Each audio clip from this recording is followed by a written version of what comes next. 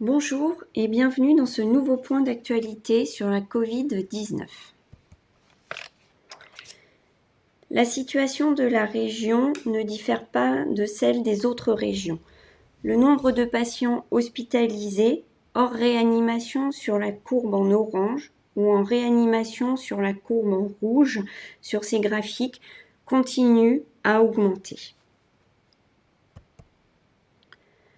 En ce qui concerne la diffusion des variants, le variant anglais est le variant majoritaire dans notre région, aux alentours de 83%. Pour les autres variants qui font l'objet d'un suivi, c'est-à-dire les variants sud-africains et brésiliens, leur prévalence est faible et stable, aux alentours de 1,7%. Concernant la vaccination, la couverture vaccinale dans notre région, tout professionnel de santé confondu, est aux alentours de 40%, et de même pour les professionnels des établissements, des EHPAD et des unités de soins de longue durée. Néanmoins, cette vaccination chez les professionnels de santé stagne, comme vous pouvez le voir sur ce graphique avec la courbe en bleu. Et parallèlement, le nombre de clusters dans les EHPAD stagne également. Sur ce graphique, nous avons également mis la courbe de mortalité en violet, donc le nombre de décès quotidiens chez des personnes diagnostiquées Covid+.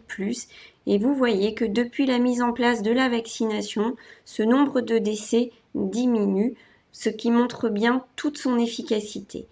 Donc nous vous encourageons encore une fois à promouvoir cette vaccination chez les professionnels de santé en particulier, ce qui est le seul moyen aujourd'hui pour limiter la diffusion de ce virus. Alors dans ce diaporama, nous allons aborder 3 points principaux. Le premier portera sur les recommandations d'éviction des professionnels qui ont encore évolué, et cette fois-ci en particulier en tenant compte du statut vaccinal des professionnels. Nous verrons ensuite différents points concernant la vaccination, et le dernier point portera sur la mise à disposition des autotests. Les recommandations d'éviction des professionnels ont évolué, permettant l'adaptation des mesures de maintien de ces professionnels selon le statut vaccinal. Pour les professionnels ayant eu un contact à risque avec un cas de Covid-19, la conduite à tenir est identique quel que soit le statut vaccinal du professionnel. Le professionnel asymptomatique peut être maintenu en poste. L'éviction ne doit pas être systématique, sauf si le professionnel devient symptomatique ou en cas de doute sur la possibilité du soignant à respecter les mesures barrières. Le professionnel maintenu en poste devra pratiquer une autosurveillance de son état de santé et réaliser un dépistage entre J5 et J7 après le dernier contact à risque. Si le soignant est arrêté, la durée de l'éviction sera de 7 jours dans le cas où le cas Covid-19 est en dehors du foyer familial. La durée d'éviction sera de 17 jours si la personne Covid+ est dans le foyer familial du soignant et donc que les contacts à risque se poursuivent au sein du foyer familial. Concernant les professionnels asymptomatiques, chez qui on diagnostique une infection, quelle que soit la souche, la conduite à tenir pour le maintien en exercice varie selon le statut vaccinal ou d'immunisation du professionnel. Pour les professionnels vaccinés, c'est-à-dire avec un schéma vaccinal complet et au-delà de 14 jours après la deuxième dose, ou pour les professionnels qui sont immunisés, c'est-à-dire qui ont eu un antécédent de Covid-19 symptomatique dans les 6 mois maximum de l'épisode actuel, ces professionnels pourront être maintenus en poste en cas de tension hospitalière avec des précautions supplémentaires, notamment la limitation des interactions sociales pendant les repas ou les pauses. Cette règle ne s'applique pas aux professionnels immunodéprimés qui, eux, seront arrêtés quel que soit leur statut vaccinal. Les professionnels non vaccinés ou non immunisés feront l'objet d'une éviction pour une durée de 10 jours.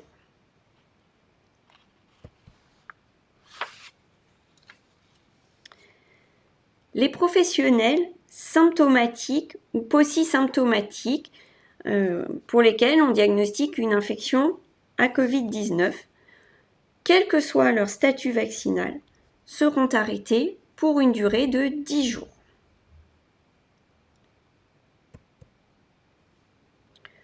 Le deuxième point d'actualité concerne la vaccination. Les modalités d'administration des doses de rappel en fonction du type de vaccin ont été modifiées.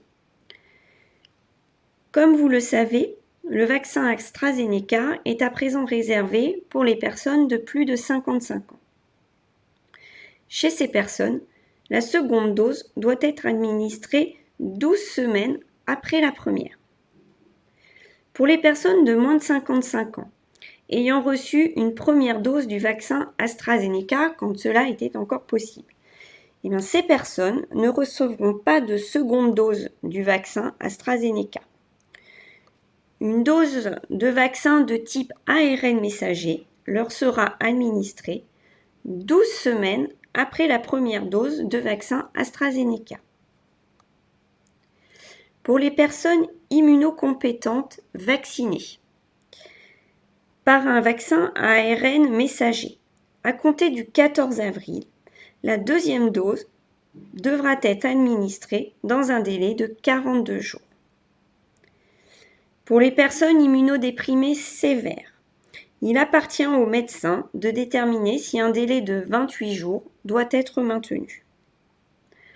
De plus, il est maintenant recommandé pour les personnes sévèrement immunodéprimées de réaliser une troisième dose de vaccin à ARN messager 4 semaines au moins après la deuxième dose. Sur cette diapositive, au vu de l'évolution rapide des recommandations concernant la vaccination, nous avons remis le type de vaccin à utiliser pour les professionnels de santé en fonction de leur âge. Les professionnels de 18 à 54 ans inclus doivent être vaccinés avec un vaccin de type ARN messager. Les professionnels de santé de 55 ans et plus pourront être vaccinés soit avec un vaccin à ARN messager, soit avec le vaccin d'AstraZeneca, soit le vaccin Johnson disponible dans quelques jours.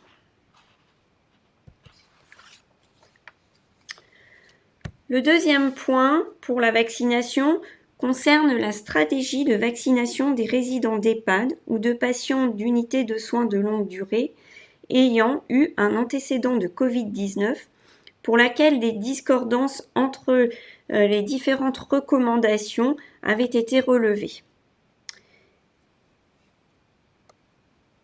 Il a été reprécisé dans un DGS en date du 11 avril que les résidents d'EHPAD et les patients d'unités de soins de longue durée ayant fait une infection, quelle que soit son antériorité, doivent, après un délai de 3 mois après le début de l'infection, être vaccinés par un schéma à 2 doses.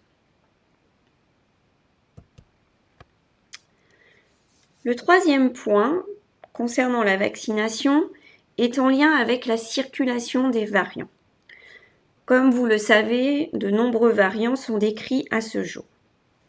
Ces variations génétiques, pour la plupart, surviennent dans la protéine S du virus, qui est la protéine ciblée par les vaccins.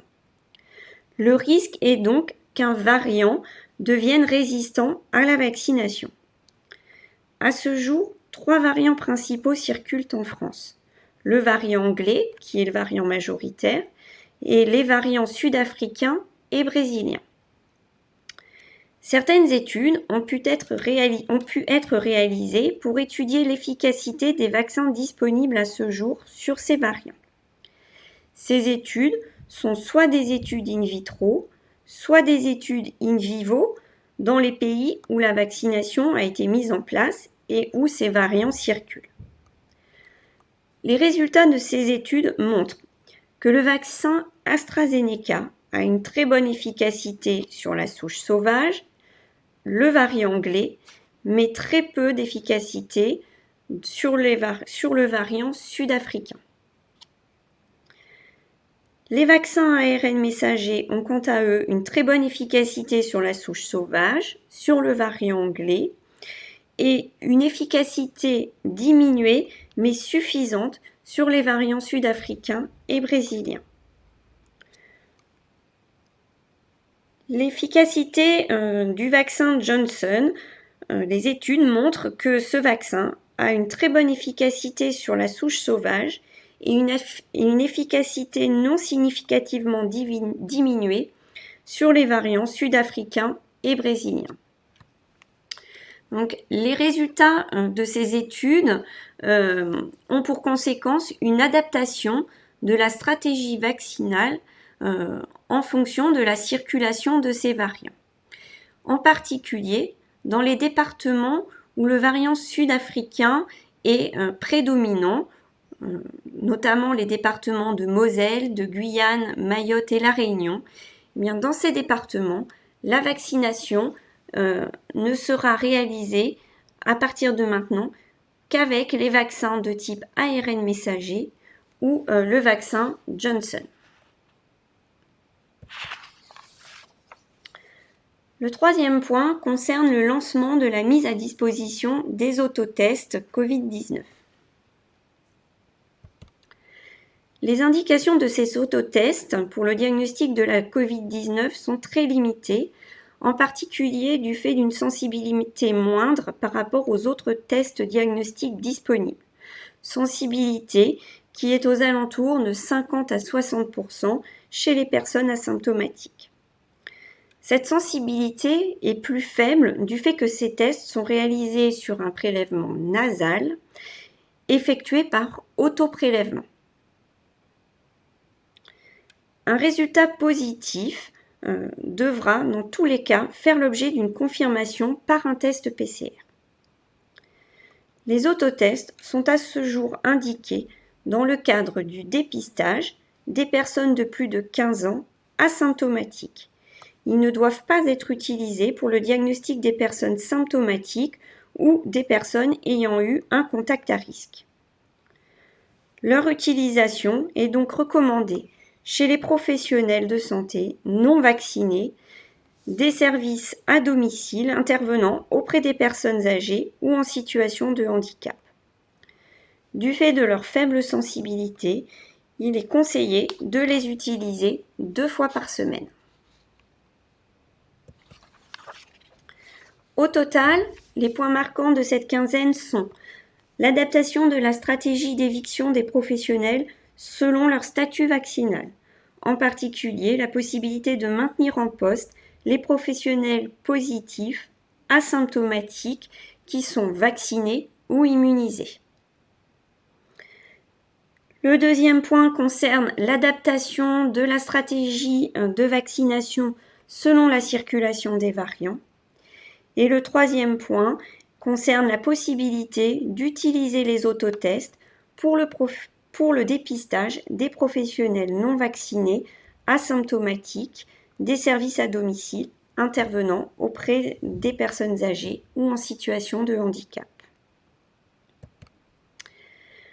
Nous vous donnons rendez-vous pour une prochaine conférence le jeudi 29 avril à 14h. Et en attendant ce nouveau point d'actualité, soit par mail, soit par téléphone, si vous avez des questions. À bientôt!